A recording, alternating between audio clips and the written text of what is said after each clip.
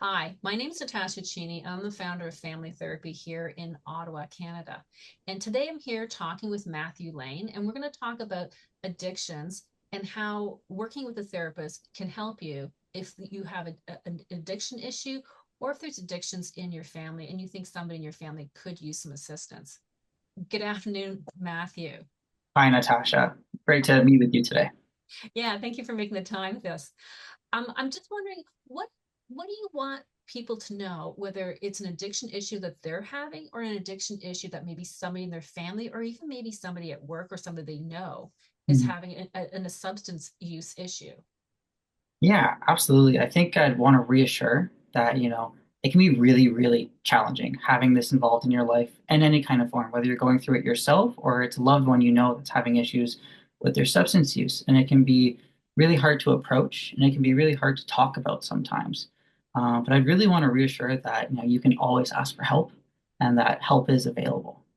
So actually, I would just ask you that, like when you think about people with addictions, or substance uses, and there's lots of different types of substance use or addiction issues. How long does it take for really for someone to think that, maybe I do have an issue and maybe I should be speaking to somebody? Mm, yeah. Yeah, that can vary, and that can be a really actually challenging moment to come to for yourself within your journey. Going through the stages of change, if you're someone who's really stuck in that denial stage, that moment of coming to it's been really hard and I could use some help.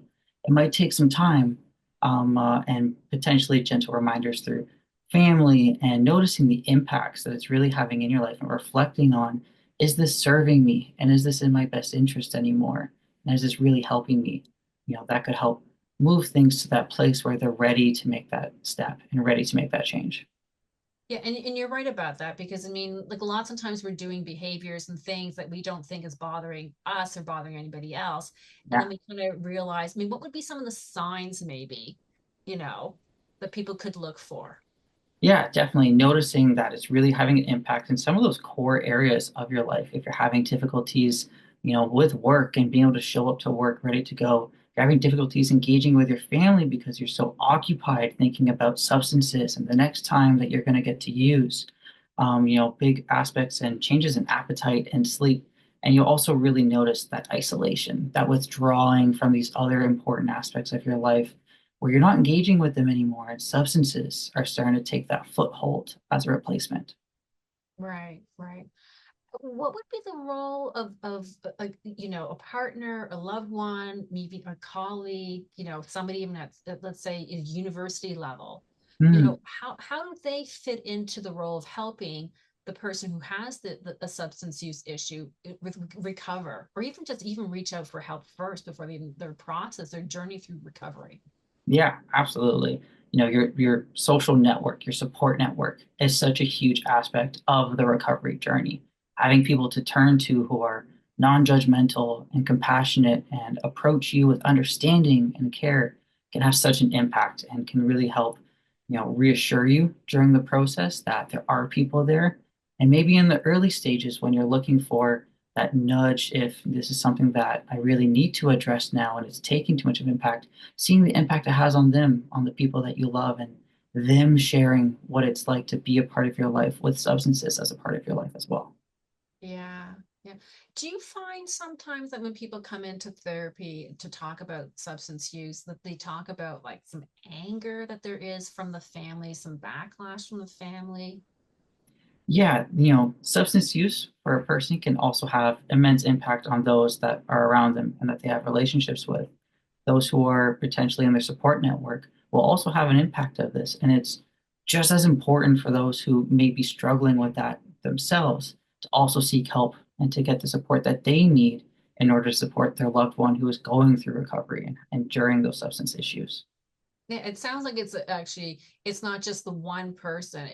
Could be like, if you're a couple in a relationship, it's both parties need to go and get support and help through this period of time, and even families. Yeah, absolutely. It can have a wide reach, which is, sometimes really sad and it's hard to process for these families. Absolutely. And ensuring that they have the help that they need will help, themselves as well as the loved one going through the recovery. imagine maybe that, there might be some blame happening or shame, guilt. Like parents might say to themselves, "Oh my gosh, if only I had realized this sooner with my teen or my child or even my adult child, or even, you know, has what's your experience with that?" Yeah, absolutely. I think a lot of people who are, related and have relations to the person with their substance issues sometimes come in wishing that they had noticed it sooner or been there for them more. And important thing to remember is that, we all make our own choices, and the person who is using is making a choice to use, and showing your support and doing what you can now is the best you can do to continue to support them. And things that were in the past and maybe were overlooked because didn't have all the knowledge. It's not entirely their fault. You can't know everything. And I think that you bring a really good point up. It's nobody's fault, right? Blame and shame have no healthy part in any of this. Yeah, And if you're experiencing blame and shame, I mean, it's to help explore that because we don't know what we don't know. yeah. Yeah. What about parents? Like, what things could they look for, or how would they know if they have a teen? Because we know teens might be using. Well, actually, we know they do use. Especially for things like maybe they're dabbling in some marijuana use at school, or they've been introduced to underage drinking. Mm. What should parents be looking for, or what help could you offer to parents? Yeah, going through that kind of situation that can be really tough on a parent, right? Kind of deciphering and worrying about their kid if they're safe and if they're using and if everything's going to be all right. And, there are some signs that you can help yourself to look at and, looking at big changes from one week to the next week. And now, if a kid is, no longer really involved in their studies and their grades start dropping, if their hygiene kind of takes a turn, if their mood really starts to change, and especially if they're starting to withdraw from everything, if they're withdrawing from their friends and their social circles, and this kind of essence of the important things and parts of their lives that were really there are no longer really being present. They might be being taken up by something else, and that could be substances. So looking for that big isolation withdrawal piece could be a flag for sure. Yeah. So what treatments would you offer, especially like when you think about recovery? You know, it's like you said earlier, it's a journey, Mhm. right? And part of that journey is, sometimes we have a relapse. Sometimes, no matter how much we really try to go, okay, I'm going to stay clean or I'm not going to use, you get yourself in a situation where might be alcohol present and you want to have a drink, Yeah. or you go hang out with some of your friends and they were the friends who you used with as well. What would Mhm. you say to those people who find themselves in those situations, because those are can be pretty common? Yeah, absolutely. And I think that's exactly the point right there is that it's common and it's normal. In the recovery process, relapse is normal. We have these slips, we have these moments where maybe sometimes things are just too overwhelming. Sometimes a new trigger comes up, and relapse is a normal part of the process of going through recovery. And I really like to view them as opportunities. They're opportunities to be able to learn and self-reflect. Maybe you get more insight into coping mechanisms that are working or aren't working for you and get insights into what you can do to better yourself moving forward. You can find out what kind of triggers maybe were there that you didn't know about because they didn't exist before. And there are opportunities to learn and to enhance your recovery. And it's a normal part of the process. I really like to view that the time you had working on your sobriety or harm reduction, and then a relapse happened, you always have that time, whether it's a week or a month or many months or years. You always have that capacity within you, and you can always get there again. Right. So it is, I mean, if you have a relapse, it's not to throw everything out the window and just say, that's it, I'm done. It's a learning experience that there may be still things that you need to learn about yourself, like you said, triggers, the tools, your coping mechanisms. You might need some more of them, or that one might be good in this situation, but maybe not good in that situation. Yeah, absolutely. Yeah, Okay. it's a journey, right? And along the journey, we have bumps and falls and scrapes, but we pick ourselves back up and we continue along the path. I like that. We all have bump. Exactly. It's like Mm. learning how to ride a bike. Yeah, You're going to fall off a few times, yeah, hopefully not too many, right? But we get bumps and scrapes, but then we just don't throw the bike out. We just get back on it and continue with our journey. Absolutely. How long would you say for like a recovery would look like? Yeah, and I think that's a great question because it absolutely varies. Um, Absolutely, your acute withdrawal symptoms will typically only start to really alleviate at that 1 year mark. So you know that for a good year, you'll still be in the thick of it a little bit. Triggers will be there and things will start to get easier. And going from using to sobriety or at the harm reduction state that you want to be, giving yourself a good year to look into it. But you'll notice changes in the first several weeks, in the first several months. You'll see that progression of it's a little bit easier maybe to deal with these triggers, to deal with these urges, and you'll notice the progression in that time. Absolutely. If you were to say to somebody, someone came and saw you today and said, okay, I'm using a substance and I really want to stop. What would be even like what would you say to somebody in their first session maybe? Hmm. Yeah, I think a great way of starting using, talking about using is, what was the using doing for you? What was it that pain or that avoidance or that just overwhelming feeling inside that it was alleviating or dealing? What was that using doing for you?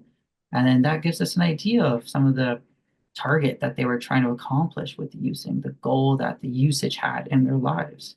And then from there, we can find, healthier, more adaptive ways to cope instead of using. Do you have like a coping mechanism that or a little coping thing that you do with clients that you think, oh, this one is like a really good one a lot of people like using?